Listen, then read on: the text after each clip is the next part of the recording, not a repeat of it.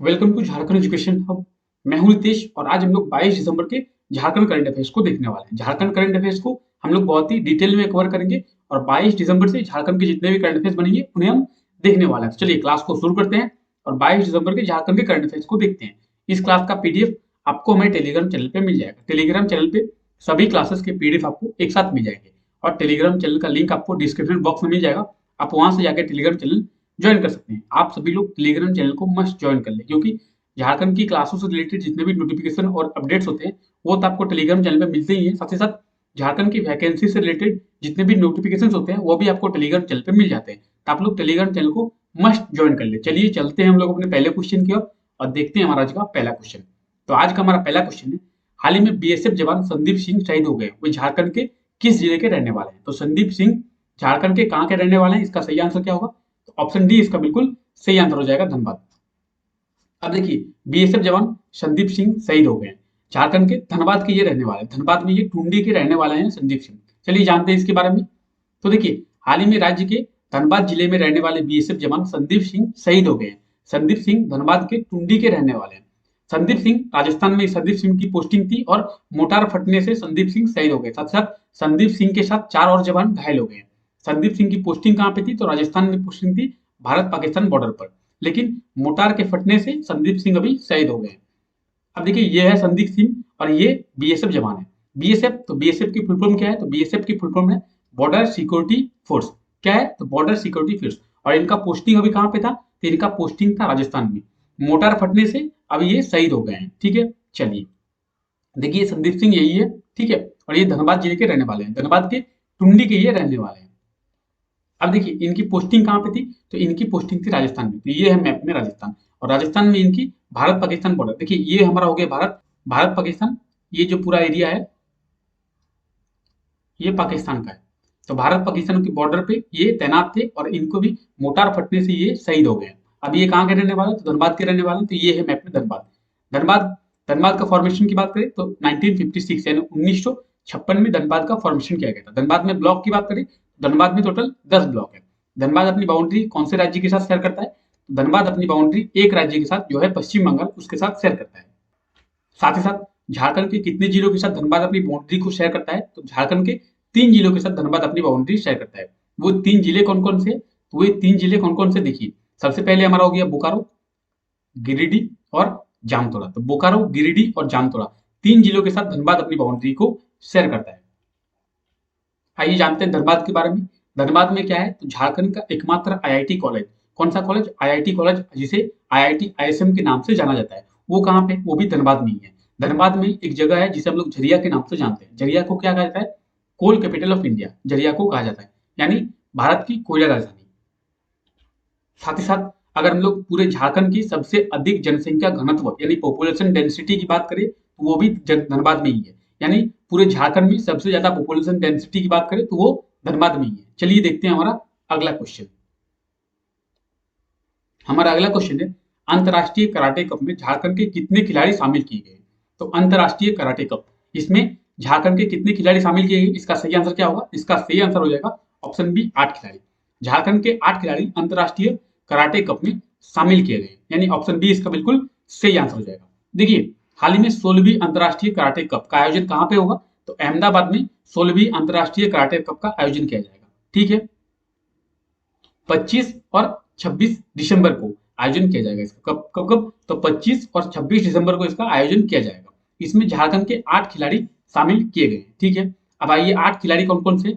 आरती कुमारी, सोनिया सिंह, काजल कुमारी गुप्ता, रोहिणी टेप्पो, मोहम्मद नूर खान, अजीत कुमार, सोनू कुमार साहू और आयुष रंजन। ये है 8 खिलाड़ी झारखंड के, और यही अभी क्या करेंगे? तो यही अभी अंतरराष्ट्रीय कराटे कप के आयोजन में, मतलब अंतरराष्ट्रीय कराटे कप के चैंपियनशिप में पार्टिसिपेट करेंगे। झारखंड की ओर से ये 8 खिलाड़ी भाग लेंगे। ठीक है, अब देखिए अंतरराष्ट्रीय कराटे कप, इसका आयोजन कब किया जाएगा? तो 25 और 26 दिसंबर को इसका आयोजन किया जाएगा। कहाँ पे किया जाएगा? अहमदाबाद में। अहमदाबाद कहाँ पे? तो गुजरात में है अहमदाबाद, और अहमदाबाद में इसका आयोजन किया जाएगा। इसमें झारखंड के 8 खिलाड़ी शामिल होंगे। अब देखिए झारखंड के 8 खिलाड़ी शामिल होने का अर्थ है कि झारखंड से 8 खिलाड़ी यहाँ पे पार्टिसिपेट करेंगे, यानी भाग लेंगे। तो चलिए जानते हैं कराटे के बारे में। हम लोग झारखंड के करंट अफेयर्स को बहुत ही डिटेल में एक्सप्लेन करते हैं। तो चलिए देखते हैं। अब देखिए ऐसी होती है कराटे। कराटे मार्शल आर्ट है और इसे इस तरीके से खेला जाता है, ठीक है? देखिए इस तरीके से कराटे को लड़ा जाता है। 2 लोगों के बीच में कराटे का एक मैच होता है जिसमें जो विनर होता है उसे हम लोग कराटे चैंपियन कहते हैं, ठीक है? चलिए, अब देखिए कहाँ पे? तो अहमदाबाद में। अहमदाबाद कहाँ पे है? तो अहमदाबाद है गुजरात में और अहमदाबाद में ही इसका आयोजन भी किया जाएगा 25 और 26 दिसंबर को। कितनीवीं? तो 16वीं अंतर्राष्ट्रीय कराटे कप। ये भी आप लोग याद रखें। हमारा अगला क्वेश्चन है, राज्य के प्रत्येक पंचायत के कितने गांवों को प्राकृतिक खेती से जोड़ा जाएगा? तो प्राकृतिक खेती से राज्य के प्रत्येक पंचायत में कितने गांव को? तो इसका सही आंसर है ऑप्शन ए, एक गांव। यानी राज्य के प्रत्येक पंचायत के एक गांव को प्राकृतिक खेती से जोड़ा जाएगा। प्राकृतिक खेती क्या होती है? तो चलिए इसके बारे में भी जानेंगे और प्रत्येक पंचायत में क्या कितने गांव को, तो चलिए सब कुछ हम लोग डिटेल में जानेंगे। अब देखिए राज्य में अब प्रत्येक पंचायत के एक गांव को, कम से कम एक गांव, यानी मिनिमम है ये एक गांव तो होना ही चाहिए। प्रत्येक पंचायत का एक गांव तो होना चाहिए। अब इसमें क्या करेगा? तो प्राकृतिक खेती से जोड़ा जाएगा जिससे रासायनिक खेती से पर्यावरण और मानव स्वास्थ्य जो हो रहा नुकसान है उसे कम किया जा सके। साथ साथ राज्य में कृषि से जुड़ी सभी मामले बिरसा कृषि विश्वविद्यालय, कौन? यानी BAU, जिसे हम लोग बिरसा एग्रीकल्चर यूनिवर्सिटी के नाम से जानते हैं, यही देखता है। ये कहाँ पे? तो झारखंड की राजधानी रांची में ये बिरसा एग्रीकल्चर यूनिवर्सिटी यानी बिरसा कृषि विश्वविद्यालय। अब देखिए हम लोग दो चीजें, दो टर्म देखे, प्राकृतिक खेती और रसायन खेती। क्या क्या देखें? तो ये देखिए यहाँ पे देखें प्राकृतिक खेती और यहाँ पे देखें रसायन खेती। दोनों के बीच में हम लोग डिफरेंस समझते हैं कि प्राकृतिक खेती क्या है और रसायन खेती क्या है। अब देखिए आप जो तस्वीर अभी देख रहे हैं वो है प्राकृतिक खेती। प्राकृतिक खेती करने का अर्थ, इसमें गोबर का यूज किया जाता है, इसमें खाद का यूज किया जाता है, इसमें किसी भी प्रकार के रसायन का यानी उर्वरक का यूज इसमें नहीं किया जाता है। इसमें प्राकृतिक से जुड़ी जितनी भी चीजें होती है उसी से खेती की जाती है। इसे हम लोग प्राकृतिक खेती कहते हैं। रसायन खेती, देखिए इस प्रकार से रसायन खेती की जाती है। रसायन खेती मतलब क्या होता है? इसमें उर्वरक का यूज किया जाता है, इसमें रसायन का यूज किया जाता है, इसमें आधुनिक केमिकल का यूज किया जाता है, कीड़ों से बचाने के लिए केमिकल का यूज किया जाता है, फसल को जल्दी बढ़ाने के लिए केमिकल का यूज किया जाता है, उर्वरक का यूज किया जाता है। तो इसे हम लोग रसायन खेती करते हैं। अब देखिए रसायन खेती से क्या होता है? तो रसायन खेती से मानव स्वास्थ्य पे बहुत बड़ा असर पड़ता है। साथ ही साथ पर्यावरण भी बहुत ज्यादा दूषित होता है। अब आप सोचेंगे मानव स्वास्थ्य को कैसे प्रभाव पड़ता है मानव स्वास्थ्य पे? जो रसायन खेती की जा रही है वो जब बड़े होते हैं, वो फल होते हैं, सब्जी होती है, जो भी कुछ होता है वो हम लोग खाते हैं, तो वो जो रसायन है उसको भी हम लोग इनडायरेक्टली खा रहे हैं, ठीक है? जिससे हमारा शरीर भी बहुत ज्यादा इफेक्ट पड़ता है। तो इसीलिए इसी से बचाने के लिए अभी हर पंचायत के एक गांव को प्राकृतिक खेती से जोड़ने का फैसला लिया गया। हम लोग 2 दिन पहले ही एक टर्म देखे थे कि हर देश के 8 राज्यों को 4 लाख हेक्टेयर भूमि पर प्राकृतिक खेती करने का निर्णय दिया गया है भारतीय कृषि मंत्रालय की ओर से, ठीक है? चलिए अब देखिए बिरसा एग्रीकल्चर यूनिवर्सिटी ये कहाँ पे है? तो ये है बिरसा एग्रीकल्चर यूनिवर्सिटी, ये है राज्य की राजधानी रांची में। अब देखिए खेती से रिलेटेड या फिर कृषि से रिलेटेड जितनी भी सारी चीजें हैं राज्य में वो यही देखता है, बिरसा एग्रीकल्चर यूनिवर्सिटी। ये है रांची में। तो चलिए जानते हैं रांची के बारे में। ये है मैप में रांची। रांची के फॉर्मेशन की बात करें तो 1899 यानी 1899 में रांची का फॉर्मेशन किया गया था। रांची में ब्लॉक की बात करें तो रांची में टोटल 18 ब्लॉक है। रांची अपनी बाउंड्री किसके साथ शेयर करता है? तो रांची अपनी बाउंड्री वेस्ट बंगाल के साथ यानी एक राज्य के साथ शेयर करता है। साथ ही साथ झारखंड के 9 जिलों के साथ रांची अपनी बाउंड्री शेयर करता है। 9 जिले कौन कौन से? तो रामगढ़, हजारीबाग, चतरा, लातेहार, लोहरदगा, गुमला, खूंटी, पश्चिमी सिंहभूम और सरायकेला खरसावां, इन्हीं 9 जिलों के साथ रांची अपनी बाउंड्री को शेयर करता है। रांची क्या है? तो रांची झारखंड की राजधानी है। तो झारखंड की उप राजधानी बहुत बार एग्जामों में पूछी जाती है, झारखंड की उप राजधानी कौन सी है? तो झारखंड की उप राजधानी है दुमका और ये है मैप में दुमका। साथ ही साथ रांची को क्या कहते हैं? तो रांची को झरनों का शहर कहते हैं, यानी सिटी ऑफ फॉल रांची को कहा जाता है। झरनों का शहर रांची को क्यों कहा जाता है? क्योंकि रांची में 3 झरने हैं। कौन कौन से? हुनरू, दसम और जूना। कौन कौन से? तो हुनरू, दसम और जूना रांची में 3 झरने हैं। साथ साथ रांची को और क्या कहा जाता है? रांची को झारखंड की शिमला रांची को ही कहा जाता है। झारखंड की शिमला भी रांची को ही कहा जाता है। चलिए देखते हैं अगला क्वेश्चन।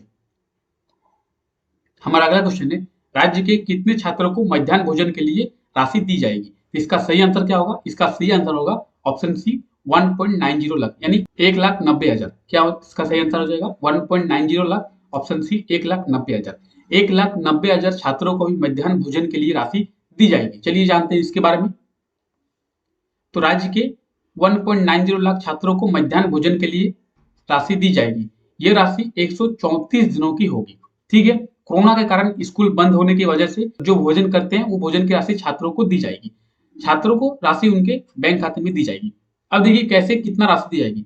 कक्षा 1 से कक्षा 5 तक यानी क्लास 1 to 5 प्रतिदिन 4.97 रुपया यानी ऑलमोस्ट हम लोग कह सकते हैं कि 5 रुपये पर डे का। और क्लास 6 से के क्लास 8 तक की बात करें तो क्लास 6 से लेकर क्लास 8 तक की 7.45 रुपया यानी हम लोग कह सकते हैं कि 7.50 यानी 7.5 रुपया पर डे का। तो ये जो अमाउंट है 1,90,000 राज्य के छात्रों को मध्याह्न भोजन के लिए दी जाएगी। मध्याह्न भोजन क्या होता है? तो देखिए आपने सरकारी स्कूलों में देखा होगा, सरकारी स्कूलों में ऐसे बच्चों को खाना खिलाया जाता है। ठीक है, तो बच्चों को इस प्रकार से खाना खिलाया जाता है। अब देखिए क्या हुआ था, स्कूल बंद थे, स्कूल बंद होने के कारण से ये बच्चे खाना नहीं खा पाए थे, तो इनके खाने का जो पैसा है वो इनके अकाउंट में सीधे भेज दिया जाएगा। यानी ये जो खाना नहीं खाए थे उनका पैसा इनको भेज दिया जाएगा। कितना है? तो क्लास 1 to 5 की बात करें तो 4.97 यानी 5 रुपये पर डे का, और क्लास 6 से लेकर 8 तक की बात करें तो 7.45 यानी 7.5 रुपये पर डे का है, जो 134 दिन के खाने का इनका दिया जाएगा। कब के? तो अक्टूबर से लेकर मार्च तक का। ठीक है, अब देखिए ये जो है ये 2020 की है, 2020 अक्टूबर से 2021 मार्च तक का इनका भोजन है। ठीक है, यानी 134 दिन की बात है, 134 दिन का जो अमाउंट है उनके अकाउंट में सीधे भेज दिया जाएगा। चलिए जानते हैं अगले क्वेश्चन की ओर।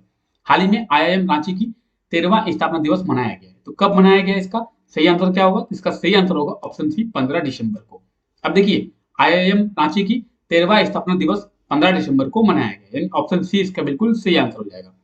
अब देखिए हाल ही में 15 दिसंबर को आईआईएम रांची का 13वां स्थापना दिवस मनाया गया है। अब देखिए यहाँ से इंपॉर्टेंट क्या है, तो यहाँ से इंपॉर्टेंट हो गया हमारा आईआईएम रांची। आईआईएम रांची की फुल फॉर्म क्या है? तो इंडियन इंस्टीट्यूट ऑफ मैनेजमेंट। इसका जो फॉर्मेशन है वो 15 दिसंबर 2009 में किया गया था, और 15 दिसंबर 2021 में इसका 13वां स्थापना दिवस मनाया गया। ये है आईआईएम रांची। आईआईएम का फुल फॉर्म क्या होता है? Indian institute of management. ठीक है, चलिए आपसे पिछले वीडियो में ये क्वेश्चन पूछा गया था कि राज्य में हुए कोल विद्रोह को कितने वर्ष पूरे हो गए, तो इसका सही आंसर क्या होगा? 190 वर्ष इसका सही आंसर हो जाएगा। यानी राज्य में जो कोल विद्रोह हुआ था उसको 190 वर्ष पूरे हो चुके हैं। कोल विद्रोह की बात करें तो इसकी शुरुआत कब हुई थी? तो 1831 में इसकी शुरुआत हुई थी और 1832 में ये खत्म हुआ था। ठीक है, चलिए आज के लिए आपका क्वेश्चन है, राज्य के रांची विश्वविद्यालय की महिला बैडमिंटन टीम को कितने साल बाद ईस्ट जोन चैंपियन बनी है? इसका सही आंसर क्या होगा? आप लोग कमेंट करके आंसर दें।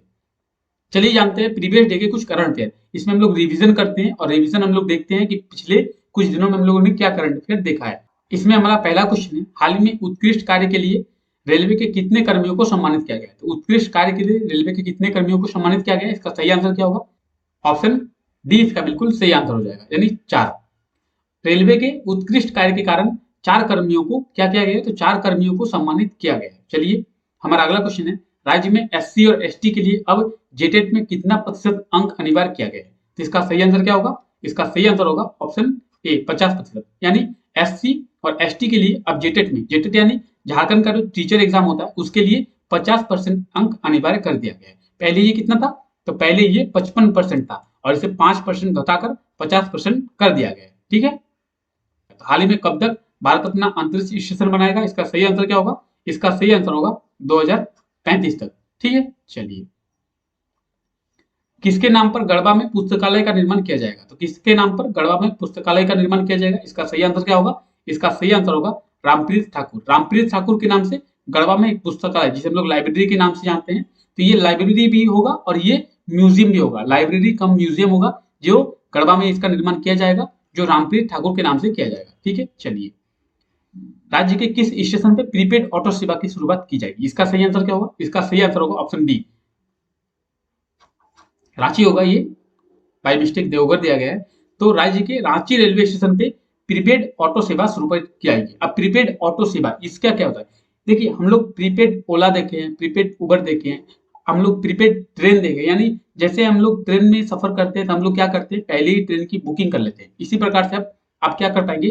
तो रांची रेलवे स्टेशन में पहले से ही ऑटो की बुकिंग कर पाएंगे। इसे हम लोग प्रीपेड ऑटो सेवा का नाम दिए। यानी हम लोग अगर मान लेते हैं कि हम लोग 30 तारीख को रांची जाने वाले हैं, तो हम लोग 30 तारीख के पहले ही हम लोग वहाँ पे एक ऑटो को बुक कर सकते हैं, और ऑटो को बुक करने के बाद हम लोग उसमें पेड कर सकते हैं। जब हम लोग जाएँगे वहाँ पे, उस ऑटो का हम लोग यूज़ कर सकते हैं। तो इसकी शुरुआत राज्य के पहला ऐसा जिला होगा, सॉरी राज्य का पहला ऐसा स्टेशन होगा जिसमें इसकी शुरुआत की जा रही है। तो कहाँ पे की जा रही है? इसका सही आंसर होगा रांची रेलवे स्टेशन। चलिए देखते हैं अगला क्वेश्चन। तो आज के लिए हम लोग इतना ही रखते हैं। वीडियो अगर आपको अच्छा लगा है तो वीडियो को लाइक कर दे, कमेंट करके हमें बताएं कि वीडियो आपको कैसा लगा है। साथ ही साथ वीडियो को अपने दोस्तों तक जरूर शेयर करें। मिलते हैं नेक्स्ट वीडियो में, तब तक के लिए thank you, take care, bye bye.